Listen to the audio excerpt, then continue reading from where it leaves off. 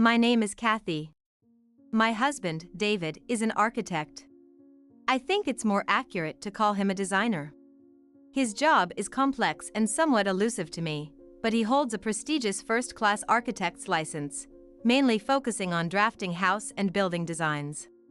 We married 6 years ago and are blessed with 2 daughters, ages 4 and 2, enjoying a happy family life. We initially lived in an apartment, but as our daughters grew, we bought a used single house for more space. Although not old, the house required some updating, and David decided to undertake the task. Not only him, but my familial, who isn't formally trained but loves DIY, joined in. He's crafted tables, chairs, and even a bookshelf for our daughters at home, showing remarkable skill that could match commercial products. Together, my husband and familial embarked on renovating our new home.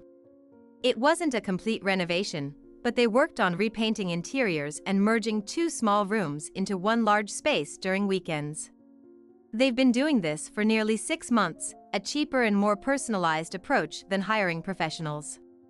They are primarily renovating the 2nd floor, so our family always lives on the 1st floor.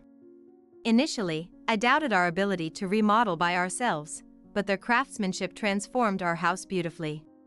Watching their renovation work, my daughters and I grew more and more excited. However, a significant issue arose during these 6 months. It is my familial. Ever since my familial began helping us, she increasingly harassed me. Having my husband help with the house, what an unreasonable DIL you are. You don't work, yet you leave everything about the house to David and his father? She would say, calling me whenever my familial was overworking. I suspect it's jealousy. I think she just didn't like us being lively here. With that in mind, I once invited her, "Why don't you join us for tea?" "Why would I have tea with a lazy DIL like you?" She flatly refused. Despite explaining my stay-at-home status due to our young children and planning to work when they're older. No matter how much I tried to explain, she wouldn't listen. Instead, she'd scold me, making David work all the time. Even on his days off, making him do housework. Are you out of your mind? It became so bothersome that recently I just started to nod along, yes, yes. I think she never liked me from the start.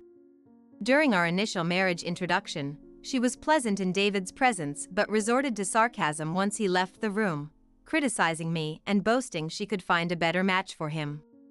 "David chose someone as unremarkable as you. I thought it was a joke. I could have found a much more suitable girl for David." She said like that, sneering at me right in front of her. These moments made me question our marriage. But my love for David, who cherished me, outweighed these doubts. There was no way I could tell David what his mother said. I was anxious, but since there was no talk of living together, I thought it best not to get too involved and decided to marry David. Post-marriage, her attitude remained unchanged, ignoring me even during our wedding. Not just during our wedding, but whenever I attended any family event at David's parents' house, I was completely ignored. She also started treating my daughters coldly. So, these past 6 months have been a relief since my familial has been helping us. It meant we didn't have to visit David's parents' house. Even before the renovation, her attitude was terrible. Back when we lived in the apartment, with my youngest child still small and me being overwhelmed with childcare.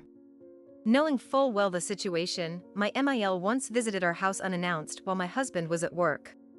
She barged in, sat down at the desk, and said, "Kathy, your familial is here and you're not even offering tea?" She would say that, completely indifferent to the fact that I was busy feeding or putting our daughter to sleep. Centering everything around herself was all that mattered to her. When I reluctantly left my daughter in the crib to make tea, inevitably, she would start crying. My familial, instead of soothing her or helping me, would complain, "She's so noisy. Aren't you teaching her anything? You're home all day just to take care of the kids, yet you can't manage anything, can you?" She sighed heavily right in front of me. She'd run her finger along the bookshelf, commenting on the dust and saying, "Clean this up properly," or noticing the laundry I hadn't yet put away, "Those wrinkles are disgraceful, aren't they?" She had a knack for finding something to criticize at every turn. Finally, she'd conclude with, "Poor David, having such a wife." And with that, she'd leave without even taking a sip of the tea I made. I was so infuriated and frustrated that I couldn't help but cry.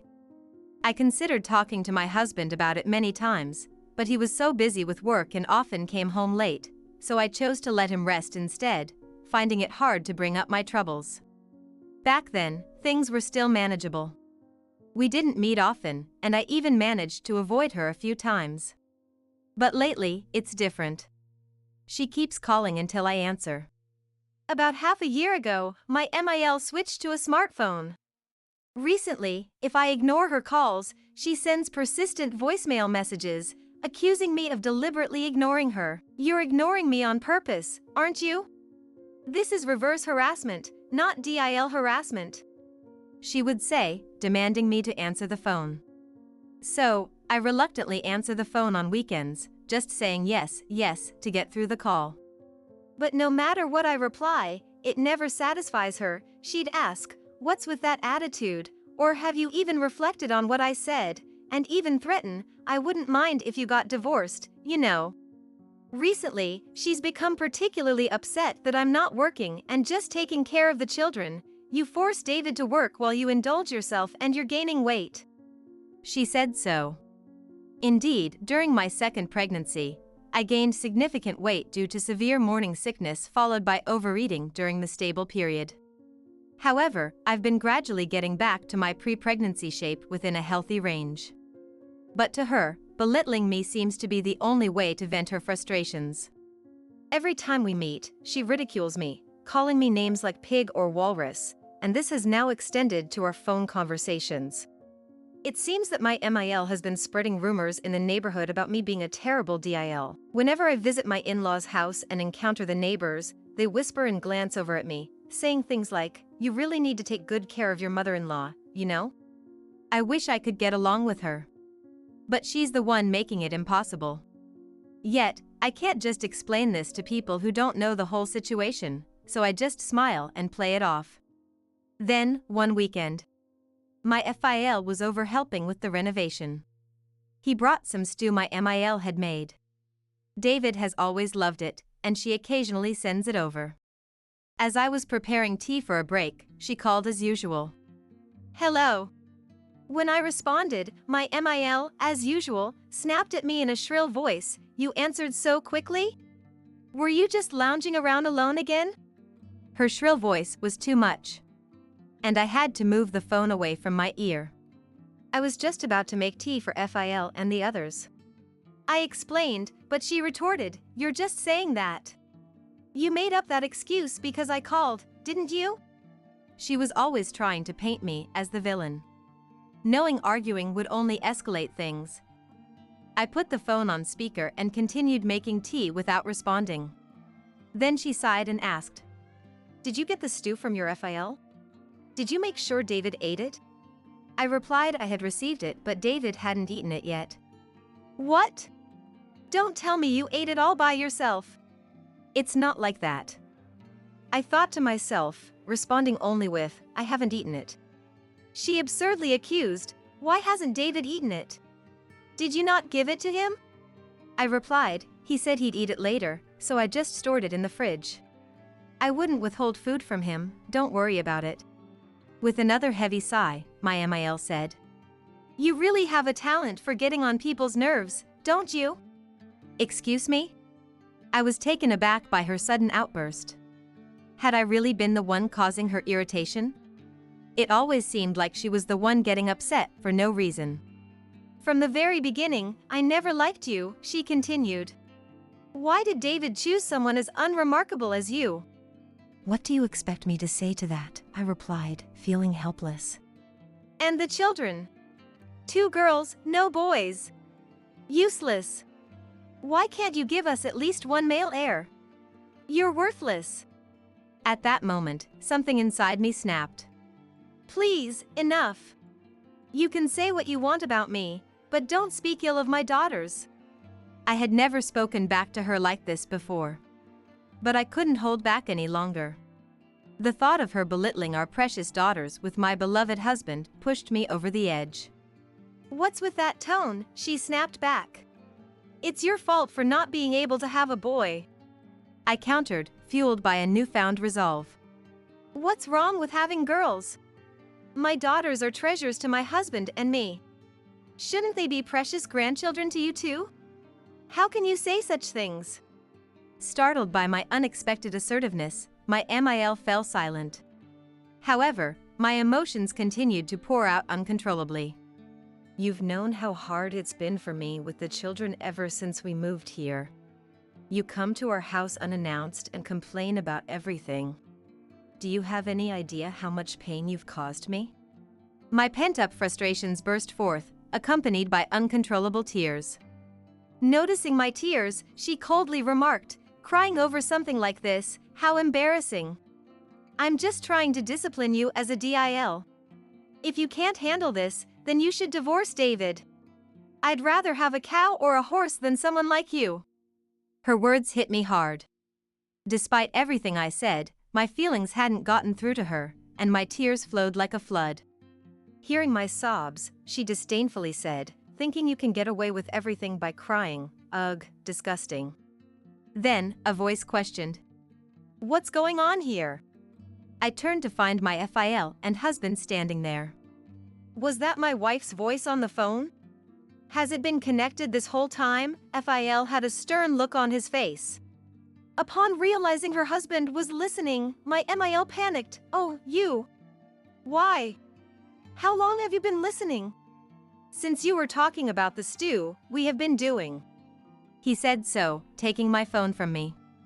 Speaking through the speaker, he addressed her. What a disgraceful act. Come here right now and apologize to Kathy. My FIL shouted in anger. I heard my MIL gasp, but without hesitation, my husband added his words. Mom, you've been treating Kathy like this? That's awful. I'm really disappointed. We make our own decisions. What right do you have to interfere? You've let me down. Shocked by her beloved son's words, my MIL seemed utterly shaken. She began to apologize to me over the phone. I am sorry, Kathy. I won't say it again. Please forgive me. But my FIL was adamant. Apologize in person. My FIL persisted in his demands. Just then, my elder daughter emerged from the back room. Is Grandma coming? I don't want that. Not only I, but also my husband and FIL were taken aback. Grandma is mean to me and Linda, and says terrible things to Mom. I don't want to see her, she said firmly. My husband chuckled. You're right, we don't want to see her. Don't worry. I won't let Grandma come here anymore, and I won't let her be mean to Mom. He patted her head lovingly. Dad, promise? You have to protect Mom. Holding my daughter as she clung to me, I felt an overwhelming sense of love for her. My MIL eventually said, I'm truly sorry. I won't say anything anymore. Please forgive me. She hung up the phone. Since that day, I've received no such calls from her, and my FIL has been supportive. Let me know if anything happens. Apparently, after being scolded by my husband and FIL, she became as quiet as a statue at home. She stopped bad-mouthing me to the neighbors, and my FIL has retracted everything she said before. Thanks to my husband and FIL, the renovation of our house was completed successfully, and we now enjoy a spacious home. The absence of those distressing calls from my MIL has given me more time for myself, and I'm living a much more comfortable life. Together with my husband and our two adorable daughters, we continue to live happily every day.